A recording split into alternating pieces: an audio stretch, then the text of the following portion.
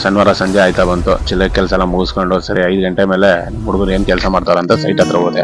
Site ಹತ್ರ ನೋಡಿದ್ರೆ ಎಲ್ಲ ಅರ್ಧಂಬರ್ಧ ಕೆಲಸ. ಕೆಳಗಡೆ ಓನರು ಏನಪ್ಪ ಇನ್ನೂ ಕೆಲಸ ಮುಗ್ದಿಲ್ಲ, ಏನು ಇವತ್ತು ಮುಗಿತದ ಇಲ್ವೋ ಅಂತ ಕೇಳೋದು. ಇಲ್ಲ ಸರ್ ಮುಗಿಸ್ಬಿಡ್ತೀನಿ ಇವತ್ತು ಅಂದ್ಬಿಟ್ಟು ಮೇಲ್ ಬಂದೆ. ಮೇಲ್ ನೋಡಿದ್ರೆ ನಮಗೆ ಕೊಟ್ಟ ಅಂತ ಇನ್ನೂ ಕೊಡ್ತಾ ಇದೆಯಾ. ಏನಪ್ಪ ಇನ್ನೂ ಕೊಟ್ಟ ಅಂತ ಕೊಡ್ತಾ ಇದೆಯಾ, ಇನ್ನೂ DP ಬಾಕ್ಸ್ ಎಲ್ಲ ಪೆಂಡಿಂಗ್ ಇದೆಯಾ, ಒಂದು ಕೆಲಸ ಮಾಡೋ ನೀಟಾಗಿ ಇದೆಲ್ಲ ಹೊಡೆದ್ಬಿಡು, ಹೊಡೆದಾದ್ಮೇಲೆ ಕ್ಲಿಯರ್ ಮಾಡ್ಬಿಡೋಣ, ಇವತ್ತು 10 ಗಂಟೆ ಆದ್ರೂ ಪರವಾಗಿಲ್ಲ ಮುಗಿಸ್ಕೊಂಡು ಹೋಗೋಣ ಅಂದೆ. ಸರಿ ಕಟಿಂಗ್ ಚಿಲ್ಲರೆ ಕಟಿಂಗ್ ಇತ್ತು, ಕಟಿಂಗ್ ಮಾಡ್ತಿದ್ದ. ಕೆಳಗಡೆ ಹೊಟ್ಟಣ ಹೆಣ್ಮಗು ಅಂದ.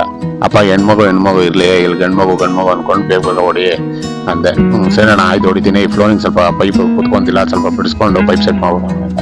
ಸರಿನಪ್ಪ ನನ್ನ ನಡೆ ಬರ ಇನ್ನೇನು ಮಾಡ್ತೀಯಾ, ವೈರ್ ಮ್ಯಾನ್ ಅಂದೆಲ್ಲ ಮಾಡ್ಬೇಕಲ್ಲ ಅಂದ್ಬಿಟ್ಟು ಸರಿ ಅಂದ್ಬಿಟ್ಟು ಕಾಲ ಮಾಡ್ಕೊಂಡು ಪೈಪ್ ಕೊಡಪ್ಪ ಇಲ್ಲಿ ಅಂದೆ.